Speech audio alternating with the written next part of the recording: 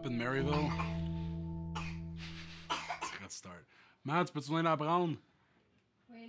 Elodie, you gotta go upstairs, baby, okay?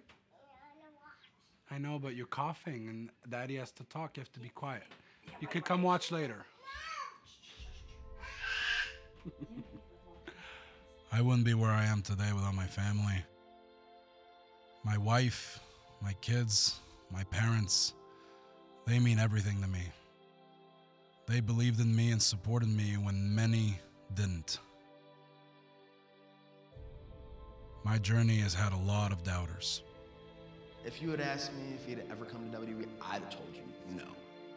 Critics. I never thought Kevin Owens would be signed by WWE. Naysayers. No one would bet on Kevin. If you take one look at him, you'd look at somebody who Vince would have no interest in. 15 years of skepticism. You'll never make it. You'll never succeed. You're not what they're looking for. Well, I am. I'm a believer. I'm a competitor. I'm a fighter. I am Kevin Owens. And I have proved them all wrong.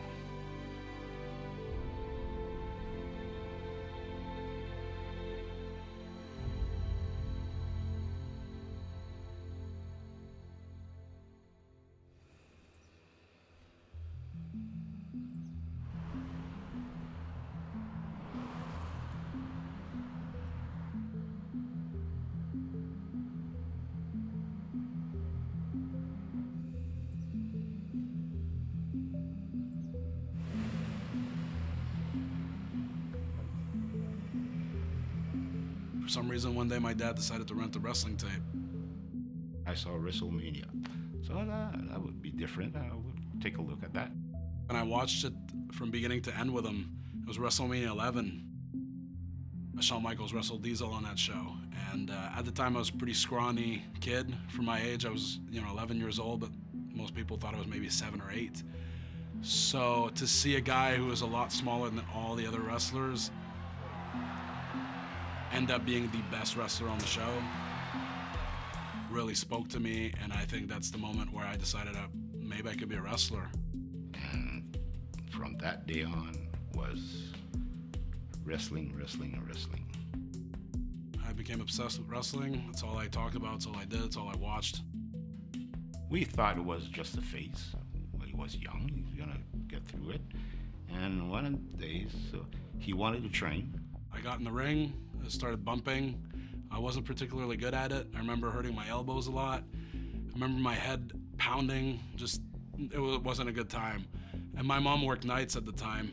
She called me at midnight to see how I was doing and how the first lesson went. And I told her, I don't know if I can do this. And she was blown away. She couldn't believe it because I wanted it so bad, But then the next day, I put a mattress outside and I started working on the bumps that I had taken the day before, except, I was landing on a mattress, so I didn't have the problems of putting my elbows down or anything like that. So I kind of got the hang of the motion. Then the following day, I went back to the ring and I was already better. So I decided maybe I can do this. I met Kevin probably in 1999. I was starting to go to wrestling school, and I showed up at this gym in a flea market. And there's this kid, about 150 pounds, on the top rope practicing 450 splashes over and over and over and over. And Kevin was the prize student. Kevin was head and shoulders above everybody from the beginning, absolutely. First time he wrestled, he was 16. I was in the stands. I said, okay, that was a big deal. About 1,000 people in there. Guy's gotta be nervous. I was so nervous for him. And he was, I think he was first match. And I look at him, my God, that's my son. He did a show, it was incredible. I never thought he had that in him, but he just became somebody else. And he was really good at it. I remember the first thing I ever heard about Kevin is one time I was hanging out with Neil and we were watching some wrestling. And he was talking about Kevin. I said, who is this Kevin Steen? He goes, oh, one of the guys at Rougeau. And he goes, I say, well, is he any good? He says, yeah, he's really good, but he knows it too. Kind of a jerk. Take notice!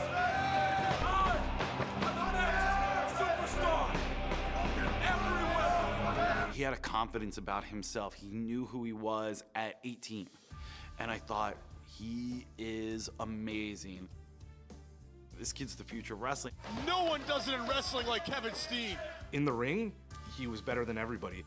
His picture-perfect moonsault.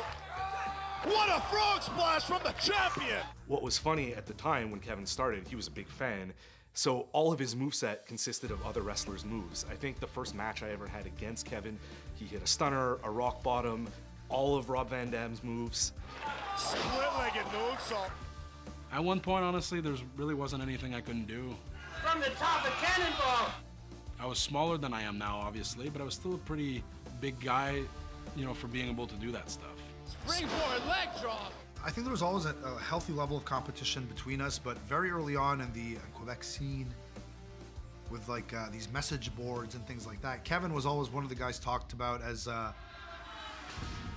being sort of a prodigy, or being, if anyone from Quebec is ever going to make it to WWE one day, it's going to be Kevin Steen. And going up top.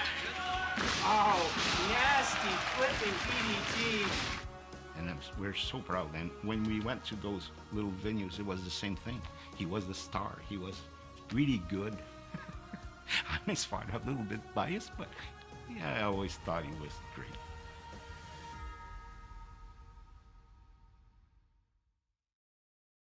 Biggest moment in our career, in a way, in our lives, a moment that switched the course of our lives entirely, actually had nothing to do with us. It was the first time a couple of guys from IWS went to a company called CZW, and they did a deathmatch tournament. And one of our guys, named Sexy Eddie. And what happened was he took a move through a bunch of light tubes one day at that tournament, and ended up severing an artery in his arm. And he had a fountain of blood just spewing from his forearm.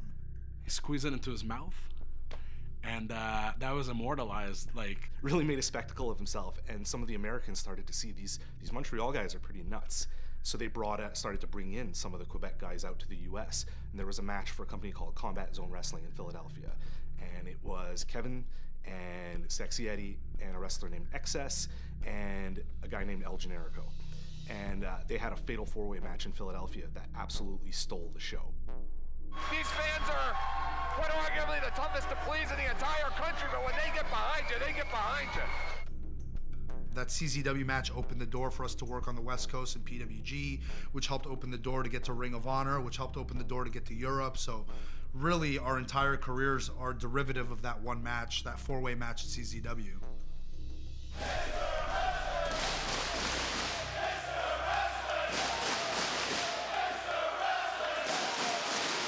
Fans named him Mr. Wrestling. Jacques Rougeau's #1 student left Jacques Rougeau for apparently bigger and better things. I think if you're an independent wrestler, I think if you're an independent wrestling fan, you knew the name Kevin Steen. He possesses these skills that you don't understand how he's able to do the things he did. Oh, the Cannonball scores! Nobody does it better than Kevin Steen. He moves like a cruiserweight, but he's a guy who weighs, you know, over 250, 300 pounds. It's pretty impressive. Kevin Steen, he can do it all. He's Mr. Wrestling Kevin Steen. Mr. Wrestling Kevin Steen. Well, outside of the athleticism, the other thing that struck me about Kevin was his trash talking. I mean, you've seen it. I am the man!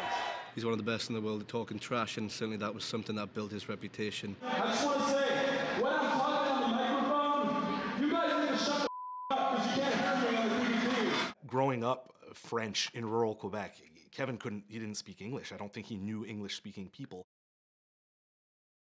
He learned his English from Jim Ross by watching Raw. The teacher asks in French, what's the word for elbow in English? And then I'm thinking, well, when Vader drops an elbow drop, Jim Ross says elbow. The big elbow there! So I raised my hand and I said elbow, and they're like, that's right. That's when I realized, like, oh, I'm learning English through wrestling. And so when I met Kevin, there was a lot of good God and almighty. It was funny to listen to him speak English. And I think from some of us English guys starting to wrestle with him, he started to learn more and more English. I was always pretty big on talking a lot of Like, I would talk a lot of smack, you know? Because Mr. Wrestling is back and he ain't around. In my matches, before my matches. I was perfect, actually. But it really started to become a thing that I consciously did when I met Steve Austin at an airport in 2005. I asked him what's the one piece of advice he could give us, you know? We're trying to make it to WWE. We want to, that's our dream. Like, what do you have? And he told me to never stop running my mouth, which was good because I was already doing that a lot. But once he said it, that was it. Just never shut up. Just talk. Talk, talk, talk. He's got lots to say, doesn't he? Hey, he can. He's got bragging rights. Well, he got the belt. And it became kind of my calling card. Let's move on to the Kevin Steen Show, baby! Just had like a natural charisma about him. I love you. You know, funny story, myself and current WWE writer Chris Scoville, once known as Jimmy Jacobs, actually lost the Ring of Honor World Tag Team Championships to Kevin and Sammy in Boston one night, and one of my favorite tag matches I've ever had. It was the biggest pop I'd ever been a part of. Yakuza kick from Generico! Black dropped down out of the way, but Jacobs caught it flush, right into the arms of Kevin Steen. Package pile driver, nails it! To the arms of El Generico, Brightbuster! They did it! When that 1, 2, 3 happens and all those arms shoot up in the air, it's just such a real emotion, and it's actually one of the responses that I'm most proud of in my whole career, really. Anytime I'm asked about my indie career and what my favorite moments were or anything like that, that's one of the moments that'll come to mind, like, right away. They were unstoppable, and in Ring of Honor, that fan base loved those guys. Loved them, loved them, loved them. It was right up their alley. So I knew by 2008, those guys definitely had something. I'm not sure everybody else was sold on them. That's the thing. They always had this sort of asterisk by their name. It was always, they don't look like wrestlers, they do too much, they don't know how to work. So everybody, all the top guys that knew how to work, sort of poo-pooed Generico and Kevin Owens. At first, people in Ring of Honor were really threatened by Kevin and Generico. Every show, they were constantly the second most overact. It was Daniel Bryan was the most overact, and then Generico and Kevin. Every show.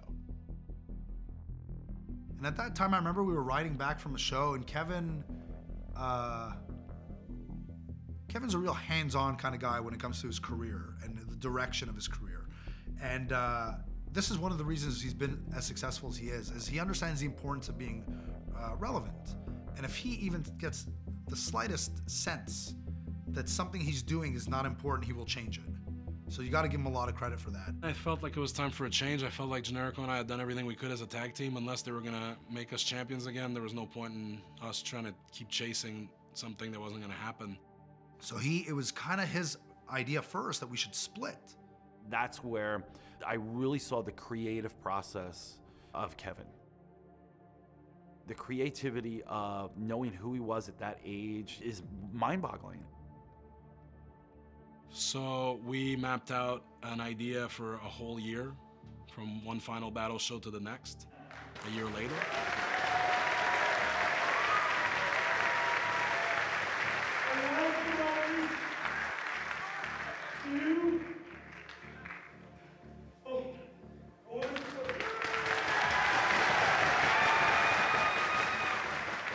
And before he could get a word out, I just run up to him and I hug him. And I have goosebumps even talking about it now. But I swear to God, 2,000 people, grown men in that building, hardcore fan base. There were people crying in that building. It was so special. And I was crying, and he was crying, and it was just real. It was real. And then he turns around, he says, I hate your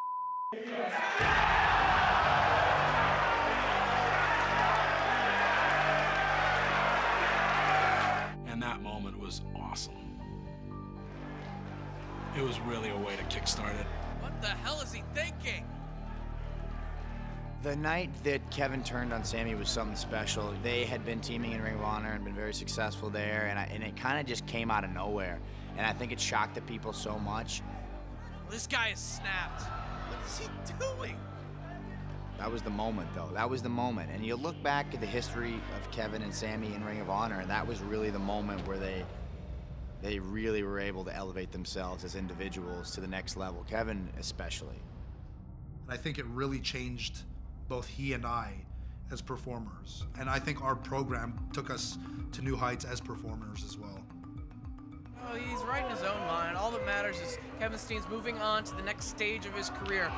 He wants to maybe become the singles champion, the world champion here in ROH in the future.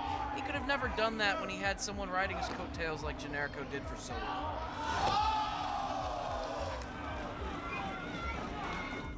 I believe that was a very important piece in Ring of Honor because it was exactly what Ring of Honor needed to stay relevant. It was the hottest feud outside of WWE. The one part of our year-long story that wasn't actually our idea was the idea that the last match would be a loser leaves town match. And that actually came from Jim Cornette. And I'm not sure he necessarily intended it to be a stroke of brilliance, so much as it goes back to that feeling that we got from Jim, which was that he didn't really like us and that he was sort of making some changes and he was sort of weaning people out that he just didn't feel were part of the Ring of Honor product. And I think maybe Kevin was one of those guys. Of course, that meant me going away for, at the time, I thought maybe 6 months. It ended up being more like a year. He was not happy. He was not happy about leaving or being basically told to leave. And far more importantly, he had a family at this point, you know, a new family. He was newlywed and just had a kid and, you know, he wasn't doing great financially. By that point, I'd say my dream of becoming a WWE superstar was almost, I think I'd almost abandoned it in a way because I felt, not that I felt I couldn't make it, I just felt like maybe that wasn't the right move for me and my family at the time, you know? There were times real life kind of took over with having a family to where maybe wrestling wasn't his #1 priority, the family was. My son is doing gymnastics on the bike racks. Backflip.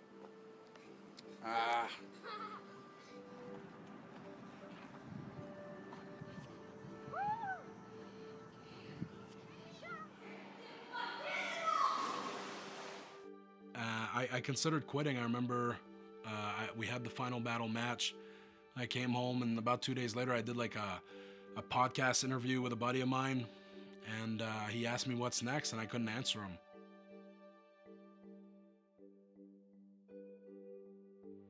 So I remember that day thinking maybe I'll just quit.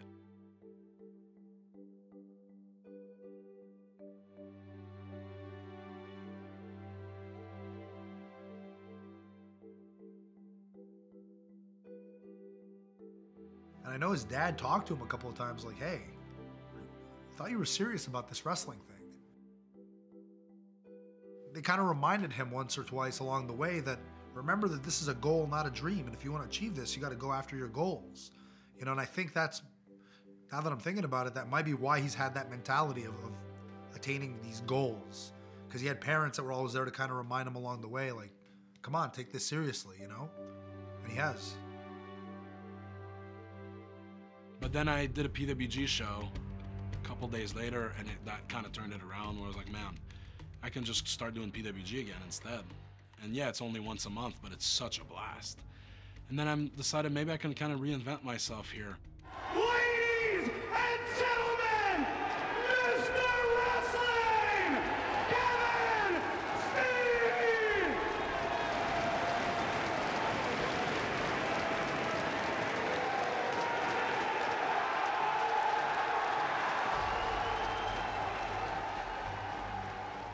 And he's been gone for probably 6-7 months. And we're in the middle of the ring at the Hammerstein Ballroom. And Kevin shows up in the rafters and the eruption in that room. And I knew Kevin was good. But when I was standing in the middle of that ring, I turned to Steve and I was like, oh boy, Kevin's special. I think for Kevin, it was justification. Go ahead, sit me home, starve me. I'm still gonna be the top guy, and he was. And people loved it. I got carried out of the building, almost like I was Jesus on a cross. Like they literally carried me out of the building through the crowd, and it was a good time. It was interesting because it was unpredictable, and I think that's one thing about Kevin. Again, he wants what he's doing to be special. He wants it to be relevant. He wants it to be different. And it was very different, and it was edgy, and you never know when he was going to show up. And that chaos, I mean, wrestling fans love that.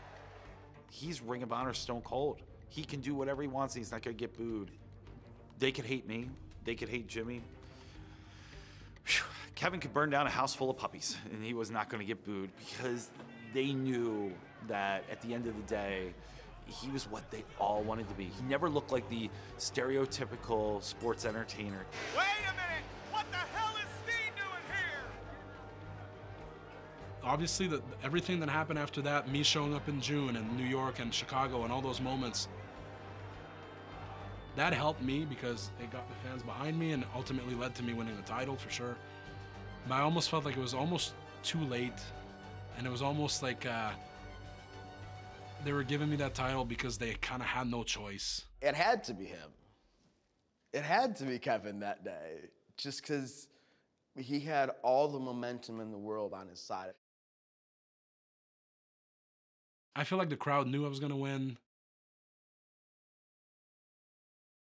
That night wasn't as special as I thought it would have been.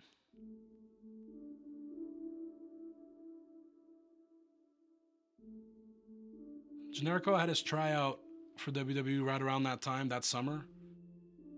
Finally, here it was, this piece of paper that I dreamed about for all these years. And I was meeting Kevin, so I brought the contract with me. Because for me, this was just as much, this was ours. Like, we did this together.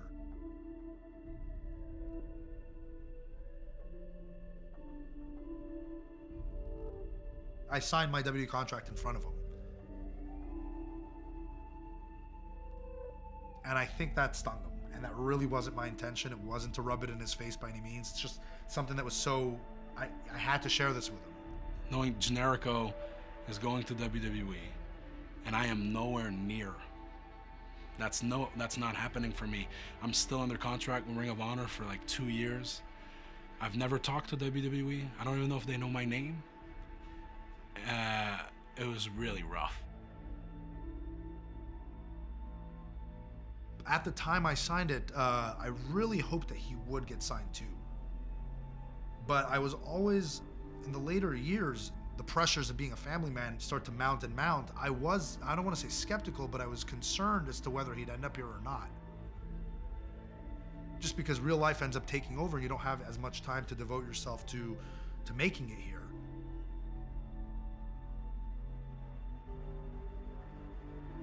We thought Kevin would never get signed. You know, no one would bet on Kevin. If you take one look at him, you'd look at somebody who Vince would have no interest in. Right here. I never thought Kevin Owens would be signed by WWE. And I'm one of his best friends, and I know how good he is, and I've known that for years. But the guy he's not a gym guy, he's not a body guy, he's not Hulk Hogan. Like, he looks how Kevin Owens looks. And he's not a guy that I ever thought would be given an opportunity based on the way he looked alone.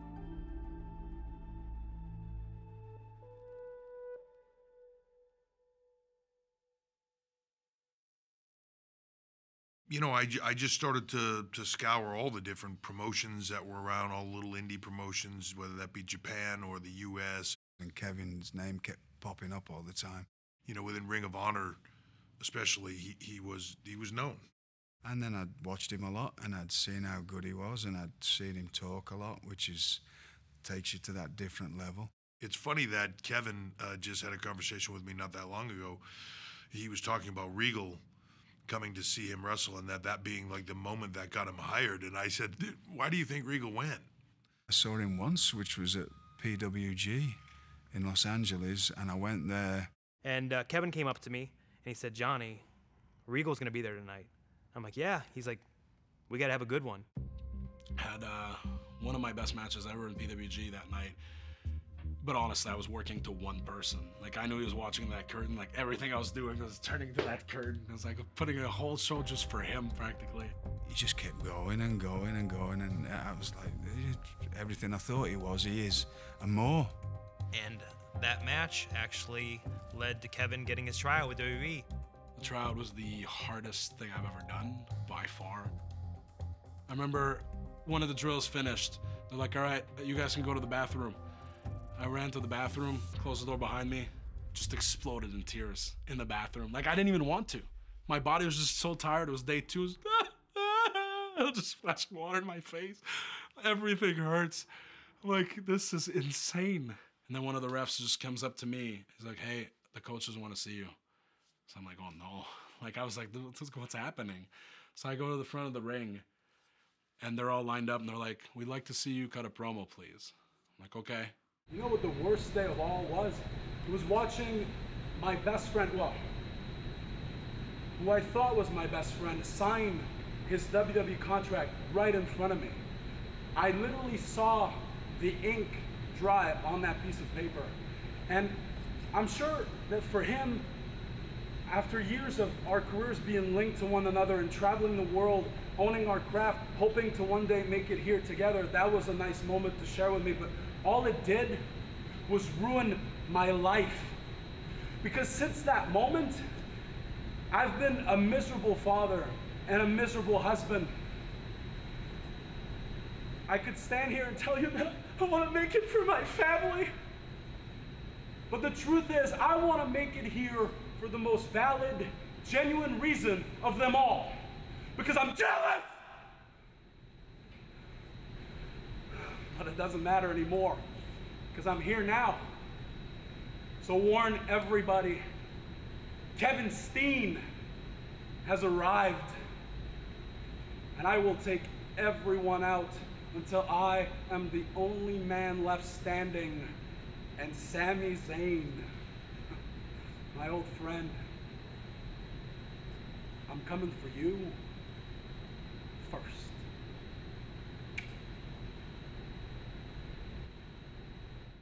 And when I was done, I knew I was hired.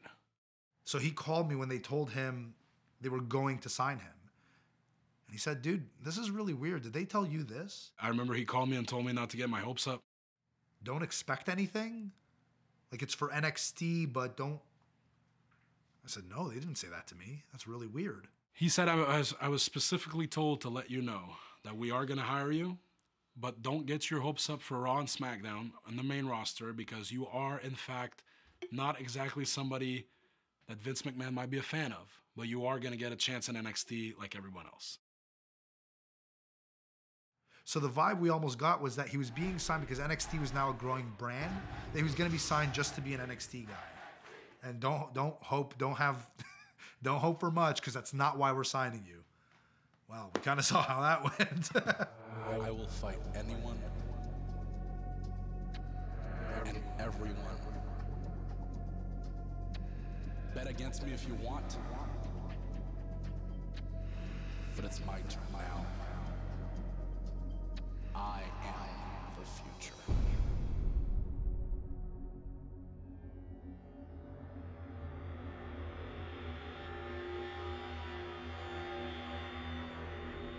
The craziest part of that night wasn't even going out in front of the live crowd. The Then Now Forever thing here, the music, like the doom, like the guitar. I get goosebumps immediately. I'm like, oh my God. It's happening. Like, and I'm thinking of my parents that are here watching. I'm thinking of my wife that's watching at home in Florida. I'm thinking like Owen's with her, and just I'm thinking like, oh, they're watching this happen with me. Like, I'm watching it too, like that. And you know, like, and they flash like Austin and Brett and Shawn and Cena and Andre the Giant and all these faces, and then you know, Then Now Forever, and then the first phase that appears after that is me. I've waited 14 years for this moment. I told you I'm the future. Now it's time to prove it. I'm looking at the screen, and when I saw my face, I just went, holy. And I remember the goosebumps. I'm like, this is actually happening. And then the video package ends with me too. And then my music hits. nobody knows it's my music because they don't know.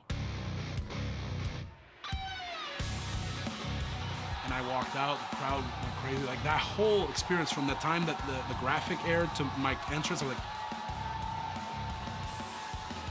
this can't get better than this. Until Sammy wins the title.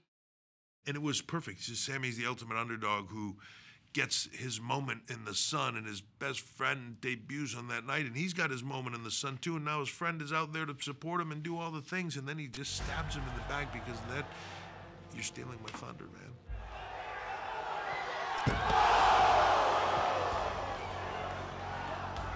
And it just played out perfectly.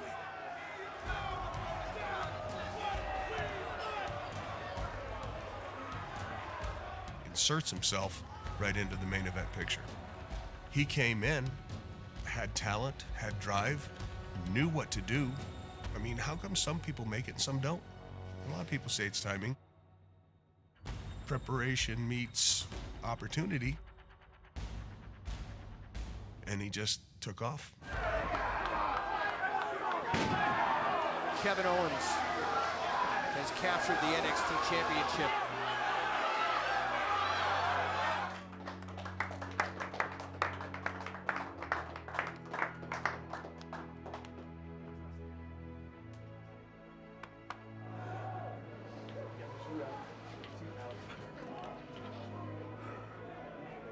At this point, we're in February. It's my second month in NXT on being on television. I'm the champion. I made my debut on on live events in WWE on the actual main roster. I'm like, things are going really fast. So I go to WrestleMania for the first time as part of the company, which was a real blast, especially considering that the year before that, I went to WrestleMania 30 as a fan. I had bought my ticket. I remember thinking there at that time, like, this is the last WrestleMania I go to as a fan. Every WrestleMania after that, I'm going because I'm a WWE wrestler. And sure enough, next year, here I am, WrestleMania 31. I was the NXT champion. I had a camera crew following me all day. What's up, champ? How's it Man, going? brother. How are you? Oh, you're on fire, man. You're Thank on fire. you. I was watching NXT, Yeah. you know, and it's kind of like I'm a real hard guy to hook, a real hard guy to suck in, and I watch you digging and going for broke, brother, and you goosebump me. Wow, I was sitting home with my wife. I said, this kid here, no disrespect, is going to keep the art form alive. Look, I heard when I came back in 2011, or 2010, 2011, the guys I was training with knew you, Kurt Hawkins, said great things about you. So I'm so proud of you, dude. And you're a great dude. He's a great dude. He's a gentleman, and he's an amazing wrestler, and there's so few of us left.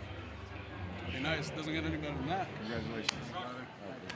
Kevin probably had one of the shortest runs in NXT, in developmental.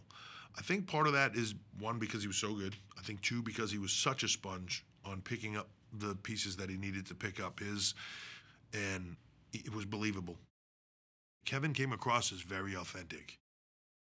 And I think that Vince immediately just saw that. I know Cena saw that, because Cena's the one that went to Vince and said, hey, let me do this U.S. Open challenge with him and bring him to TV, you know.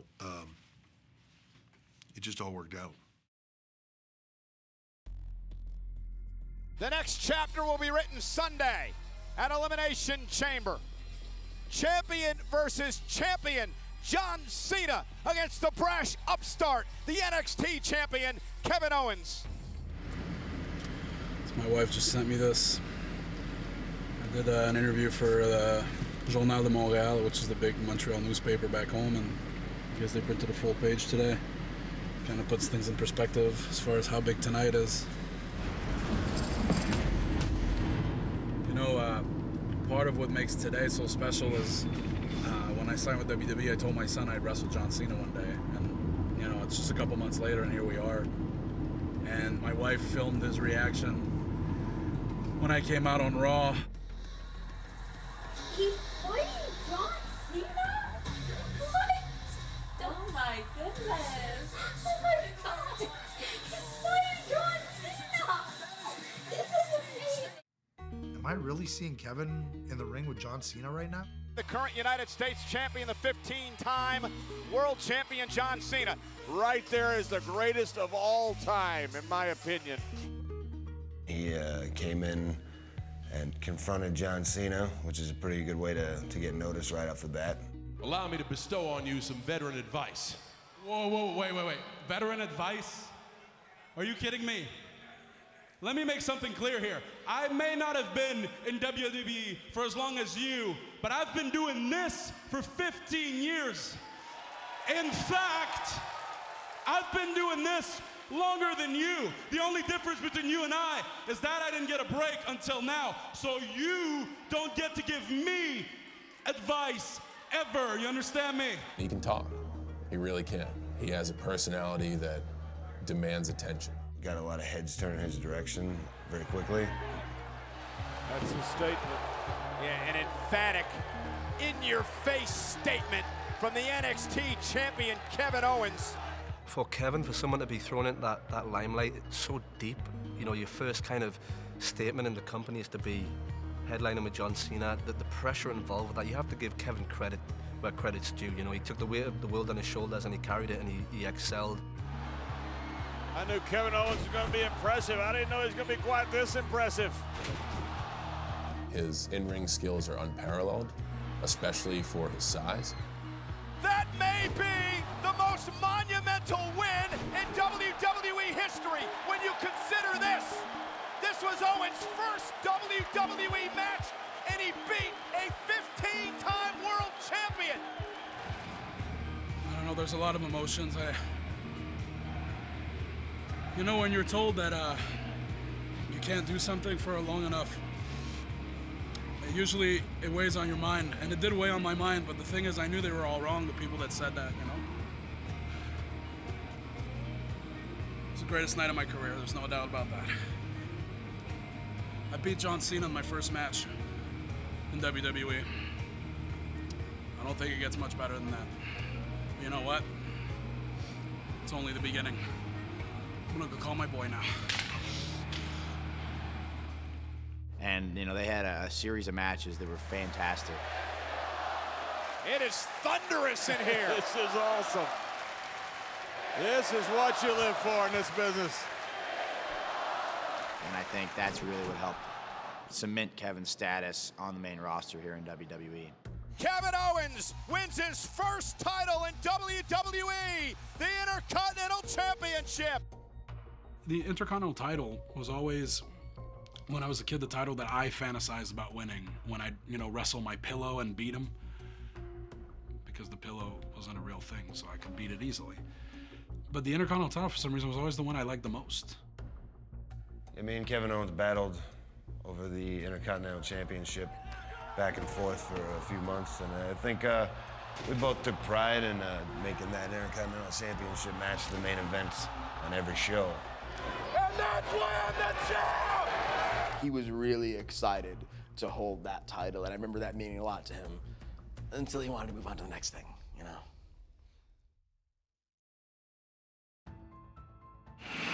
It's literally 21 years in the making. I saw WrestleMania 11 when I was 11 years old. As soon as the tape was done, I told my parents, this is what I need to do for a living. And here we are.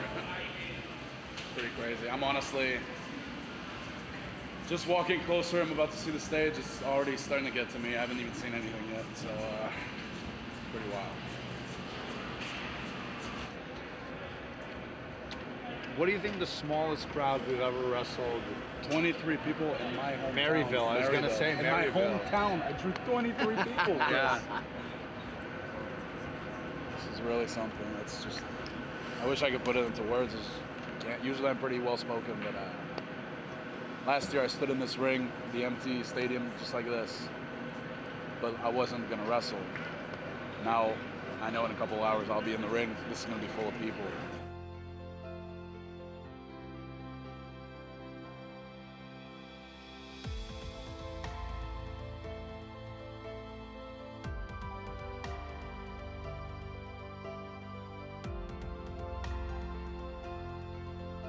Pretty crazy to have guys that I looked up to tell me good luck and stuff like that, you know? It's like that crew over there, you got Scott Hall and X-Pac just walking right in front. It's just so crazy.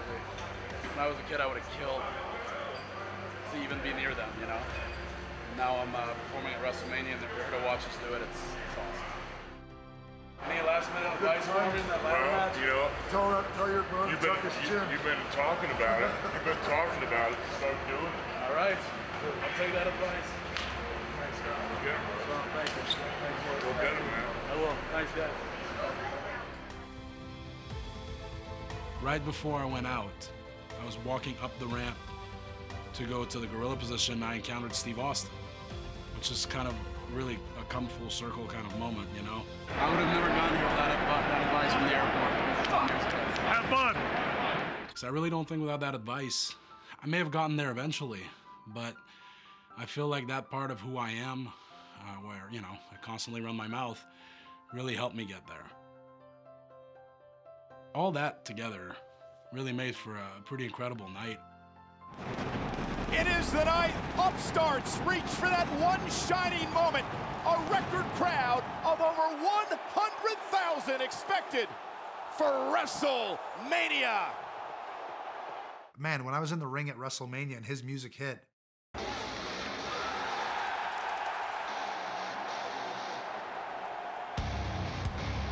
And from Maryville, Canada. place came unglued.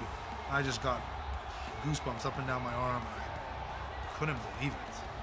Kevin Owens! Honestly, when I came out, I felt like king of the world. Sorry, but like that's what I felt like. Like people were going crazy and just It was really a how did we get here moment. Two former best friends, now bitter rivals, gonna unload on one of each other to kick off WrestleMania. Zayn Owens.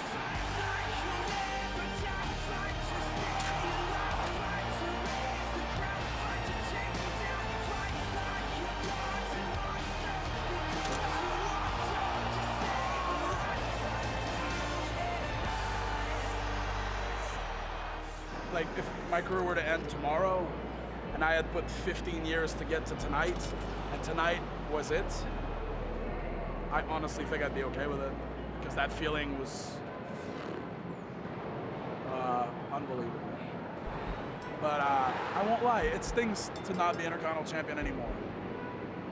Thing is, I'm okay with it, because to me it's on to bigger and better things. And after tonight, I'd love to see them stop me.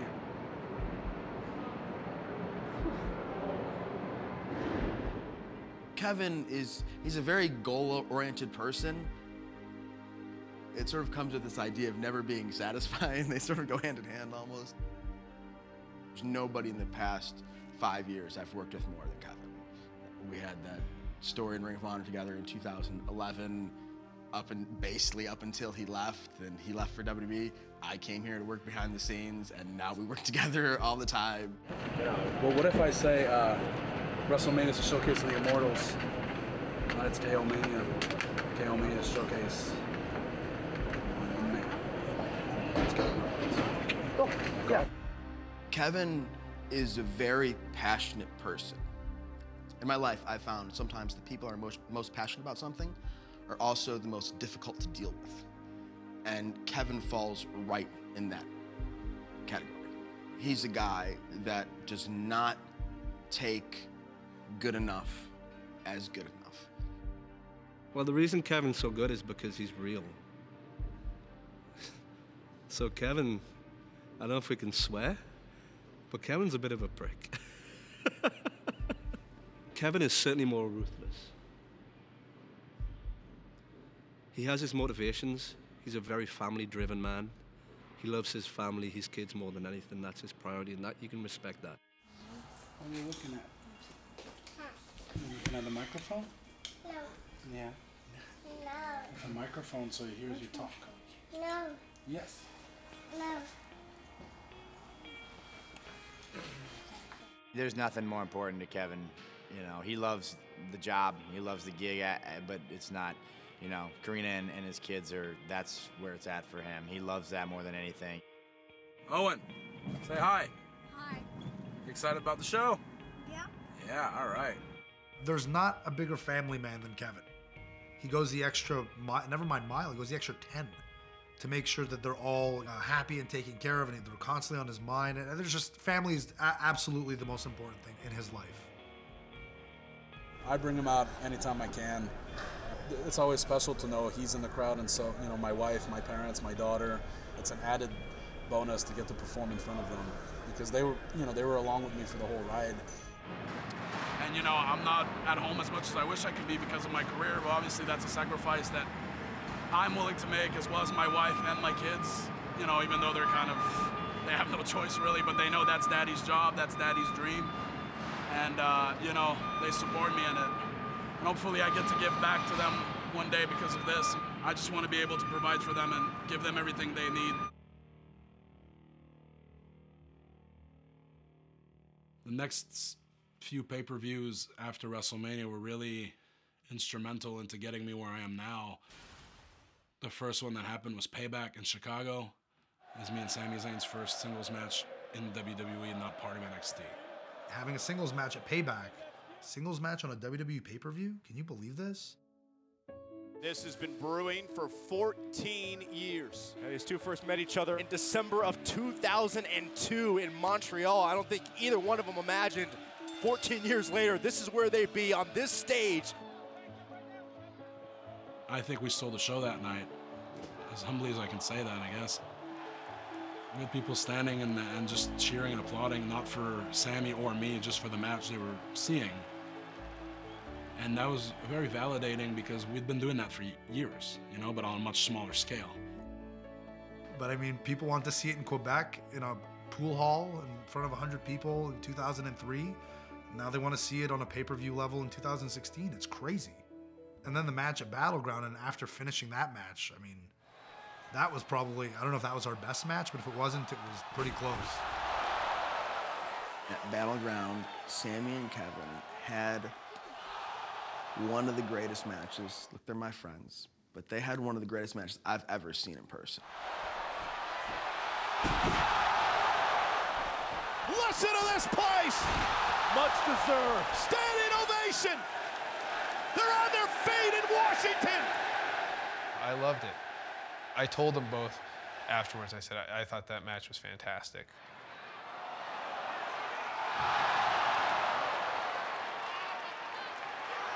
There are very few guys on this planet that can do that. And that's true. It almost gets me misty-eyed talking about it because it was so good. To rock the house the way we did it felt very validating again. And, you know, I was really looking forward to SummerSlam and, you know, a match of, of my caliber, like an epic match where I could show like that's where I belong. And then here comes SummerSlam, and it's me and Chris Jericho against Enzo and Cass, and it's nothing against Enzo and Cass. I love those guys, but it's definitely not where I wanted to be.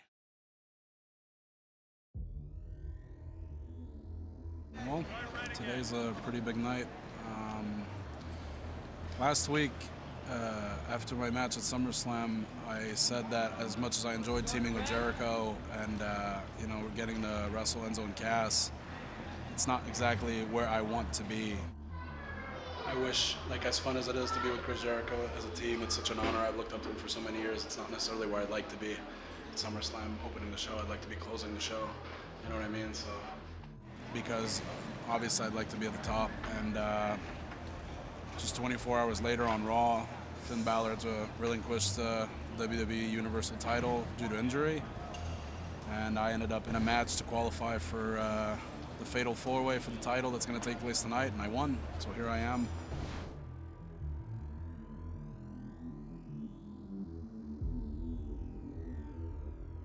I spent the last 16 years owning my craft as a professional wrestler in the hopes of one day getting to the point where I have a shot at becoming WWE champion. So tonight, like, what could happen tonight, I've pictured, I could safely say with no exaggeration, thousands of times.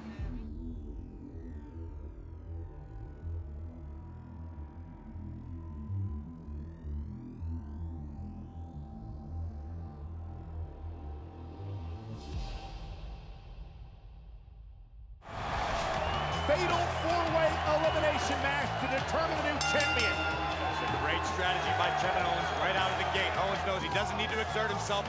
Let the other three superstars compete. little by little, each one of these men slowly but surely trying to destroy each other.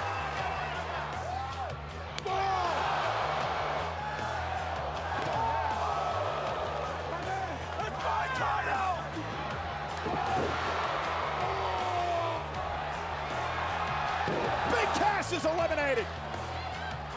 Amazing is that ever since the bell rang to start this match, the intensity of this match, the sense of urgency hasn't skipped a beat. And now Reigns went for the Superman punch again. Seth was able to duck underneath. Falcon Arrow plants Roman Reigns. Isn't enough. He might have here and a kick out of two. A rejuvenated, revitalized KO with a cannonball. And another one. Superman punch caught him on the ear. Owens is out. Reigns to eliminate Owens. KO kicks out. What a match. With the richest prize in WWE on the line, how can you expect anything less from these four superstars tonight? The will of all of these men. This is what the Universal Championship means. Nobody's given up. Nobody's given in. And now it's Roman Reigns taking over. Spear! What the hell? Triple H! Triple H with a pedigree to Roman! You gotta be kidding me! What the hell is he doing here? No! Reigns is eliminated! It's down to Rollins and Owens! And there's no disqualification! What the, wait a minute! No! Wait a minute! No! What the, what's going on?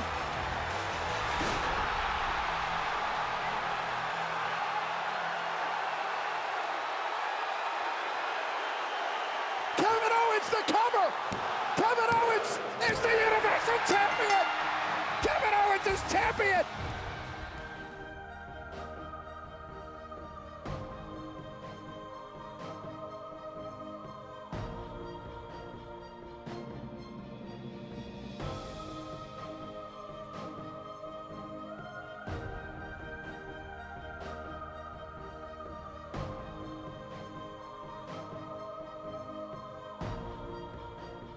At that moment when he gave me the title and I looked at him, I went back to that moment when I heard William Regal was coming to PWG. And then everything, like all that happened, like the tryout, the promo, the 2 months of waiting, people telling me, well, it's up to Triple H. Triple H bringing me in and, you know, meeting him for the first time and him being so nice to me and him telling me that I'm getting called up and just all that, those moments like flashed, almost like, you know, when somebody dies, their lives flash before their eyes. Like, it was kind of the same thing. I owed a whole lot of this to him, and he's literally given me the title in my hands.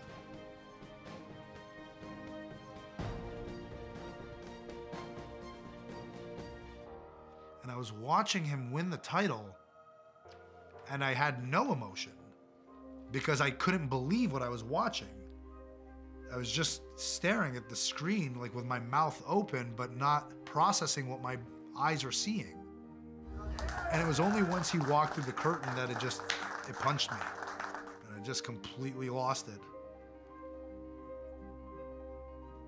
It was just nuts. It was nuts. It was really the culmination of that journey, man. It was crazy.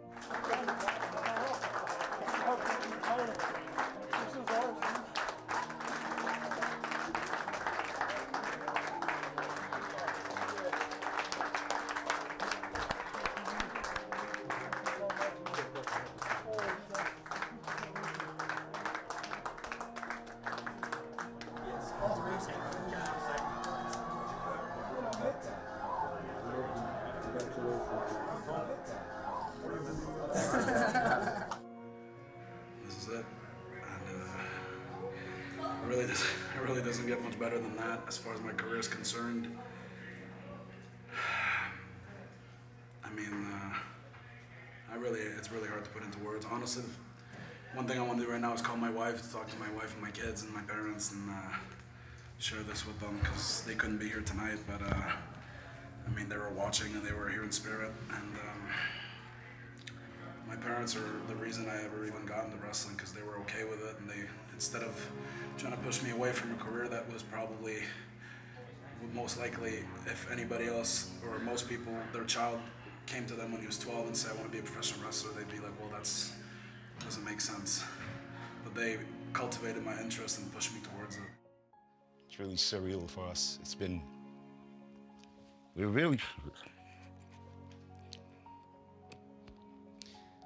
proud of him. We know from where he started and all the work and the passion that he had. We're so proud that he realized his dream. Oh God, it's incredible. And my wife has been by my side for 10 years through ups and downs. And when a whole bunch of people would tell me that this would never happen, she always told me it would. And now I got it. So it's very surreal. I'm just speechless right now. No, I'm serious. Oh. Are you happy? Of course I am. I will lie. Are you gonna see the belt tomorrow? Yes. He smiles sometimes now. He's never actually content with things. So it's a curse and a blessing. It's the thing that propels him forward, but the thing that will probably never make him satisfied. I think that's what makes him so good, is that non-stop dedication when everybody tells him that he shouldn't be, because like, oh, you don't have the body that WWE wants, like, yada, yada, yada. Well, guess what? I'm awesome. I'm confident in what I do, and I can talk, I can wrestle, and you put me out there against anybody, and I will be entertaining, and the fans will go home happy. And he does it. Here's this guy, and everyone's known for a long time how good he is. Kevin Owens, one of the top superstars in the industry. He's worked incredibly hard. And that's why I'm the champ! But there was always that question, if he'll ever be the guy. Okay, it's like, Kevin signed. Okay, now what's gonna happen? Are they gonna do good stuff on him? Is he gonna get released? Like, what's gonna happen? Oh, Kevin's the NXT champion. Oh, wow, but that's not the main. He's not gonna be on the main roster. Oh, Kevin's on the main roster. Oh, wow. Oh, here's Kevin at WrestleMania. Wow, that's cool. Wait, Kevin's a Universal Champion? You always had those questions, but I think those questions are gone. Kevin's the man.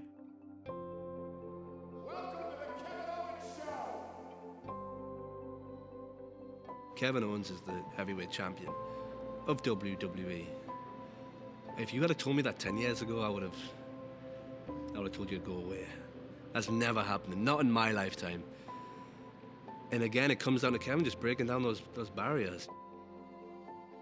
Did I think he had the look? No. But he redefined what we believed to be the look. I believe that the talent rises, and Kevin is such a talented guy that just felt like he just needed the opportunity put in front of him.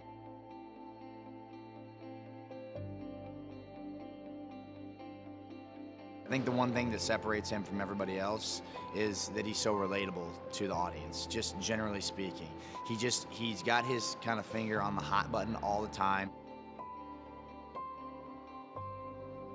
He has that ability to just have his finger on the pulse and make sure that he's never irrelevant and that he's never unimportant. Honestly, since the moment I started with WWE, it's been a pretty incredible ride. I'm living my dream. I have my dream job. But it really wouldn't mean anywhere as much if I didn't have my wife and my kids. And I also know this makes my parents very proud, and that's a big thing. I mean, this is all I could ever picture myself doing with my life. So as long as I have my wife and my kids to back me up, I'll do it as long as I can.